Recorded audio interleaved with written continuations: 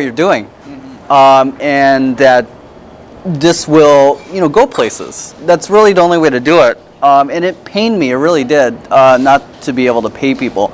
The actors had to be deferred. We were under a SAG experimental contract, and back then, the rules have changed. Okay. But back then, you were able to defer payments, and that really is the only way to get SAG actors, union people. And it's beneficial for all of us to do that. In terms of the crew, same thing. I wish I could pay people. We did pay some, but not a lot. You know what I mean? Otherwise, if we had paid people more, then there would be no film. That really is the catch-22. So it was a necessary evil, I guess is the best way to look at it. It definitely was a challenge, but it is possible. Obviously, the films exist. So for aspiring filmmakers, I just say, just go for it, Even if you have the challenge of having no budget, just do it, because it is possible. You can do it. Now, you said earlier before that you held Her Night really close to your heart, and it really taught you a lot of the nitty-gritty stuff that you applied in Girl with Gun. What are some important factors that you learned from Her Night into Girl with Gun? Her Night, I learned not to be too emotionally attached. This is as a director to the material, because when you're so emotionally attached, you're too close to the material. Then you're bound to overlook something. You're bound to, let's say, for the editing, the pacing was too slow because, as an example, because you want to put everything in there. Everything that you shot, you want to put in there. You can't be that emotionally attached, especially in post-production, and that is a lesson I learned. Also, never produce and direct at the same time while you're shooting, which is what I ended up doing. It's you cannot put the producer and director hat on at the same time. Okay. Producer is more business-oriented, director is more artistic oriented. So you really can't put the same hats on. For Girl with Gun, I did get an on-set producer to help out during that time. Her name is Lisa Odell, and she helped out on set while I was specifically directing. Other lessons, we learned about sound. Sound was a real big issue on Her Night. We shot at a cafe, actually, and we shot exterior.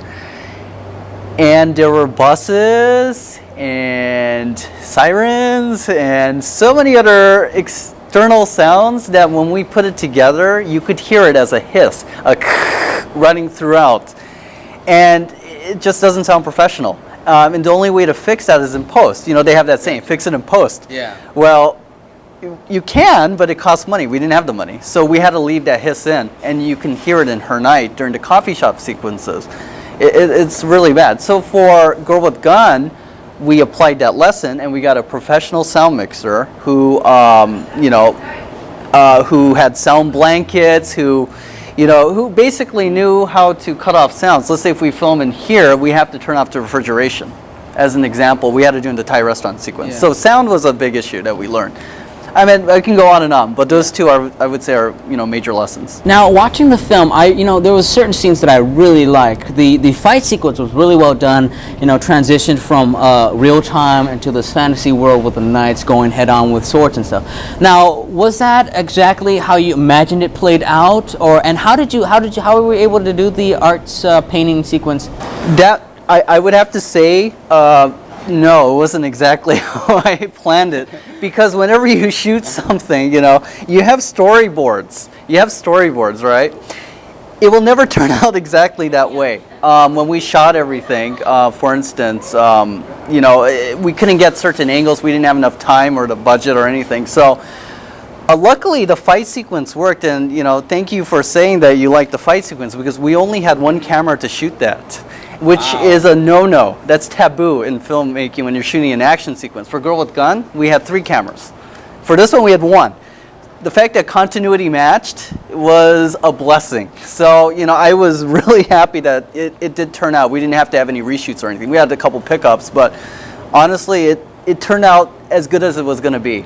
About the subject matter, I'm a big I'm a big fan of history, and I love Roman history, Roman and Byzantine, and that's really was the focal point of Her Night.